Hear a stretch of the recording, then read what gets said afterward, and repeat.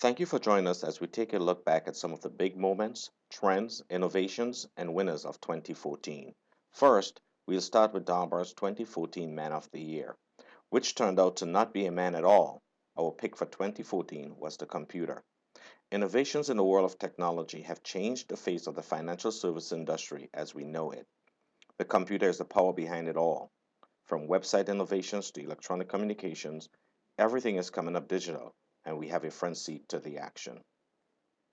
What was on our radar in 2014?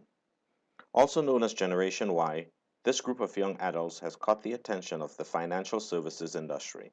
As baby boomers begin to exit the workplace and enjoy retirement, millennials are becoming the next wave of investors, and many firms are preparing themselves.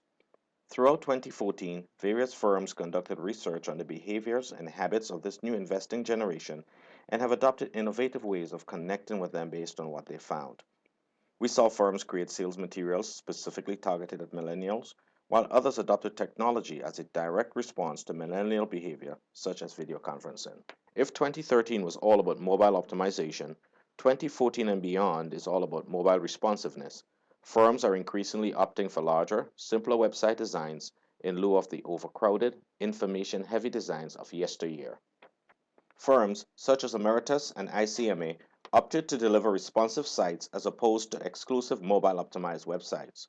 With this increase in responsive design, the need for firms to provide dedicated mobile site links and prompts decreases, resulting in an improved user experience as well as more consistent visuals across all fronts. Sites are also embracing big design elements, such as parallax scrolling, where the foreground of the website moves at a different pace than the background, creating more depth. Once a feature to avoid, vertical scrolling has become a growing trend, as users no longer find it cumbersome to scroll vertically through a website, due in large part to larger designs and increased mobile implementation. Apps are getting more creative. Throughout 2014, we noticed some interesting and creative apps that were released. Among the most notable were Union Bank's UB app and Merrill Edge Face Retirement app. UB focuses on improving children's savings habits with the use of virtual money, while Face Retirement from Merrill Edge implements 3D technology in order to create lifelike images so in all changes one may face in retirement. We are constantly looking for new and different, and we certainly found that with these firms. During 2014, we noticed that more firms, regardless of the audiences they served, promoted their mobile app offerings. This was seen on all digital fronts: desktop promoting mobile apps on home pages and in banners, mobile sites promoting apps prior to displaying content on screen, and even cross-app promotion. In 2014, we saw a huge industry-wide social media effort. Firms that hadn't yet explored the vast universe of social media jumped into the mix, while those that have been there since the start continue to build upon their presence. 2014 marked a first for professional websites as a trio of firms permitted advisors to use social media login credentials to gain access to password protected tools and content. While this has been a growing trend for a while outside the financial services industry, we are beginning to see more firms giving users another option for accessing advisor only content. Social media is heading down a visual route, with users being drawn more to images and videos rather than text only posts. We'll be expecting much more of that in 2015. In 2014, we saw a rise in financial services companies leveraging their service centers to generate leads for sales teams. We also saw changes in regulations and innovations in technology, which led to an increase in the number of firms allowing call center reps to work from home. With recent changes to the ERASA regulatory landscape and more anticipated changes on the horizon, firms in the retirement industry have heightened their focus on compliance and due diligence.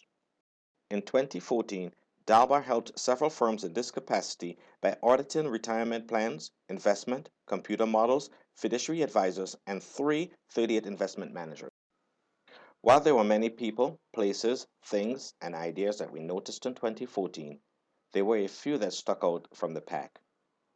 Edward Jones introduced a brilliant industry leading addition to their investor statement entitled Your Financial Foundation.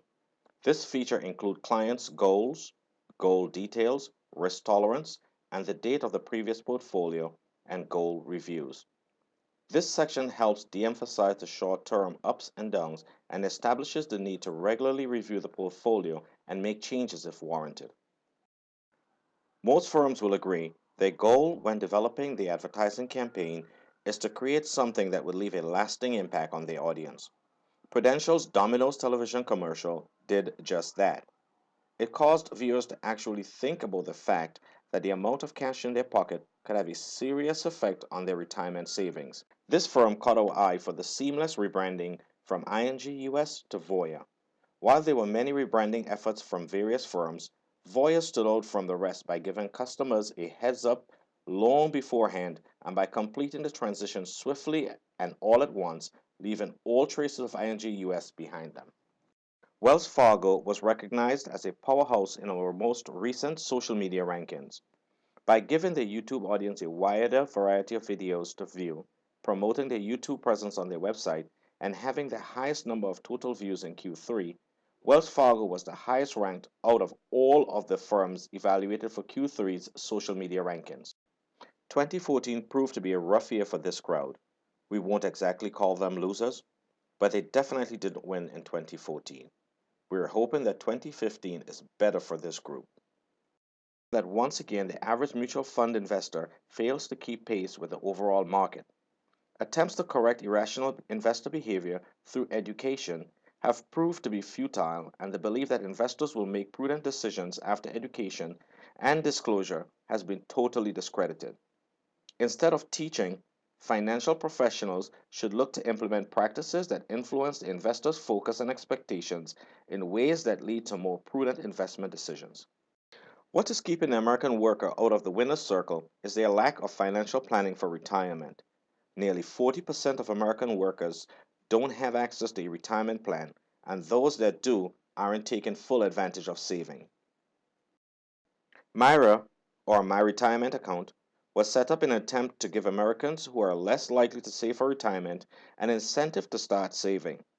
By offering credits and an easy way to contribute, it was assumed that people would jump right in.